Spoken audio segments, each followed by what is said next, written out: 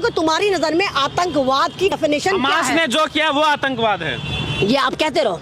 मतलब कल फिलिस्तीन ने किस तरह इजराइल ने फिलिस्तीन के बच्चों को 500 बच्चों को मार डाला, उसको आप नहीं कहेंगे, आप उसको कहेंगे जवाबी कार्रवाई। होता है भैया, इजराइल वहाँ पे सायरन बजा रहा है, वहाँ पे पर्ची डाल रहा है कि भाई सिविलियन यहाँ से निकल जाओ। तुम्हारे बाप का इलाका है जो निकल जाओ, मतलब उन्हीं की जमीनों में से वहाँ से निकल जाओ। तुम्हारे बाप का इलाका है, निकल जाओ। मतलब खाली कर दो। क्यों निकल जाओ? तुम्हारे बाप का इलाका है। भूखे नंगो कुत्तों, तुम्हारे पास टुकड़ा नहीं था। 1935 के इन भिखारियों की तस्वीरें देखो और जाके देखो कि फ्रांस में, जर्मनी में इनका किस तरह नरसंहार करा था हिटलर ने। भूल गए वो तस्वीरें? तुम तो वो लोगों गद्दार, तुम्हारी जो मदद करता तुम उसको खा जाते हो। अरे गद्दारो, तुम तो अपने खुदा के ना हुए। अरे गद्दारो, तुम तो अपने पैगंबर के ना हुए। तो जो लोग खुश हो रहे हैं, मंदिरों में पूजा करके घंटे बजा रहे हैं और लगा रहे हैं, तो उनको मैं पहले बताऊं कि ये बद्दीन लोग, यहूदी लोग अल्लाह ताला को मानते हैं लेकिन अल्लाह ताला की तालीम को नहीं मानते। ये जिन मूसा अलैहिस्सलाम को मानते हैं, 124 करोड़ पैगंबर में से हमारे एक पैगंबर है मूसा अलैहिस्सलाम, ये उनकी नाफरमानी करते हैं। और जिस तरह आपने देखा कि अटल बिहारी वाजपेयी लगातार जब भारतीय जनता पार्टी बन रही थी तो लगातार कह रहे थे, ए हिंदुस्तान वासियों हमारी पार्टी में आओ, हम वादा करते। वो किससे कह रहे थे? वो मुसलमानों से कह रहे थे। वो मुसलमानों से कह रहे थे कि अरब देश हमारा मित्र है, मित्र रहेगा, हम फिलिस्तीन के साथ खड़े हैं। आप ये कह रहे हैं भारत का मुसलमान उसी को वोट देगा जो विदेशी मुसलमानों को, बाहर के जो देश है मुस्लिम मुल्क है, अगर उनकी हिमायत करेगा तो भारत का मुसलमान तभी वोट देगा। मुझे लगता है कि आपको लगता है कि भारतीय जनता पार्टी ने तुम जैसे लोगों को कर दिया है कि तुम लोग मेरे ख्याल से जाके इजराइल में आधार कार्ड बनवा रहे हो या वोटर आई कार्ड बनवा रहे हो कि 24 में मेरे ख्याल से तुम अपने विश्व गुरु को इजराइल से जितवाओगे, वहीं पर तुम शायद अपने आधार कार्ड और अपने वो बनवा रहे हो पैन कार्ड वगैरह। तुम पागल हो गए हो क्या?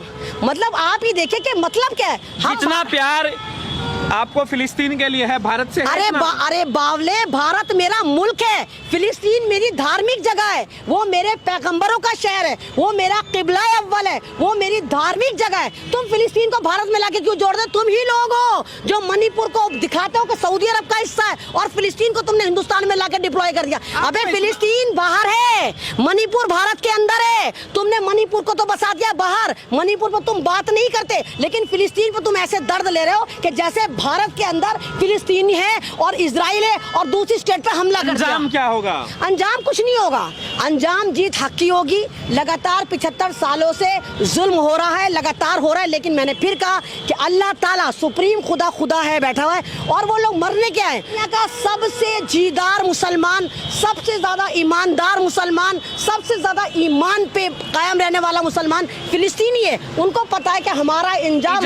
इजराइल ने लेबनान पे भी हमला कर दिया, तो उसको आतंकवाद नहीं कहोगे? आपने तो आपके मुंह से तो नहीं फूटा कि आतंकी इजराइल ने लेबनान पे हमला कर दिया? लेबनान क्यों नहीं कहा? लेबनान का जो हिजबुल्लाह ग्रुप है वो पहले से ही वहाँ पे तान के खड़ा है। वहाँ पे तान के खड़ा रहने पे मैं यहाँ पर तान पकड़े तो मेरे पे हमला कर दोगे? मतलब कोई भी खड़ा होगा हमला कर दोगे? यानी आतंकी मुल्क को, इजराइल को सोशल मीडिया के साथ, स्ट्रीम चैनल के साथ पूरे भारत के लोग बचाने पे तुले हुए। अब तो मोदी जी ने भी अपना स्टेटमेंट चेंज कर लिया। मोदी जी को याद आ गया कि रशिया से उन्होंने युद्ध रुकवाया था, उनको याद आ गया कि उनके प्रधानमंत्री अटल बिहारी वाजपेयी जिनके साथ हम खड़े, हम आतंक के साथ नहीं खड़े, हम अपने देश के साबिक प्रधानमंत्री अटल बिहारी वाजपेयी के साथ खड़े जिन्होंने कहा था आई सपोर्ट फिलिस्तीन। अगर आपको इतना प्यार बीजेपी से है, अटल बिहारी वाजपेयी से है, मोदी जी भी तो कह रहे हैं हम इजराइल के साथ हैं। नहीं तो क्यों हो?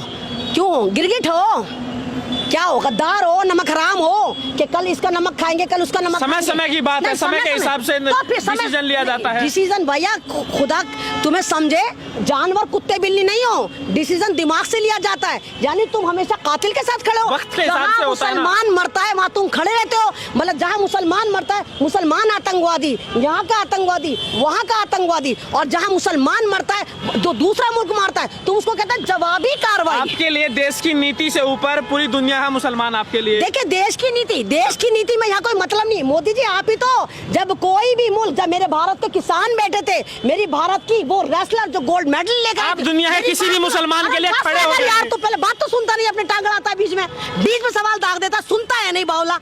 जब हमारी पहलवान बैठी थी गोल्ड मेडल लेकर आई थी, तो जब अमेरिका से और दूसरे मुल्क से ट्वीट हो रहे थे तो मोदी जी ने कहा था यह हमारा आंतरिक मामला है। जब तुम्हारे मामले में में कोई बोले तुम जब जुल्म करो, कोई बोले पहलवानों पे बोले, एनआरसी पे बोले, किसानों पे बोले, तो तुम्हारा आंतरिक मामला हो जाता है। लेकिन जब दूसरे मुल्क में युद्ध होता है तुम कूद कूद के जालिमों का साथ देते, क्योंकि तुम्हें लगता है कि वहाँ मुसलमान मर रहे हैं। तो मोदी जी अपना ज्ञान दुरुस्त करो, थोड़ा पढ़ो। तुम्हारे आधार कार्ड, तुम्हारे वोटर आई कार्ड कितने को इजराइल से ना बनने मोदी जी। एमन रिजवी दुनिया के किसी भी मुसलमान का समर्थन करेगी मोदी का विरोध करने के लिए। क्यों भाई? यानी कि मोदी जी हिंदुस्तान के मुसलमानों को नीचा दिखाने के लिए दुनिया के हर मुसलमान को नीचा दिखाएंगे? ये तो आप मोदी जी से सवाल करो कि हिंदुस्तान में मुसलमान पिटेगा, छितेगा, मॉब लिंचिंग होगी, उनको मारने के नारे लगाए दिए जाएंगे, और दुनिया में भी अगर कहीं मुसलमान पिटेगा तो मोदी जी मारने वाले के साथ खड़े होंगे। अब तक की क्या स्थिति आपको नजर आ रही है? आपको लग रहा है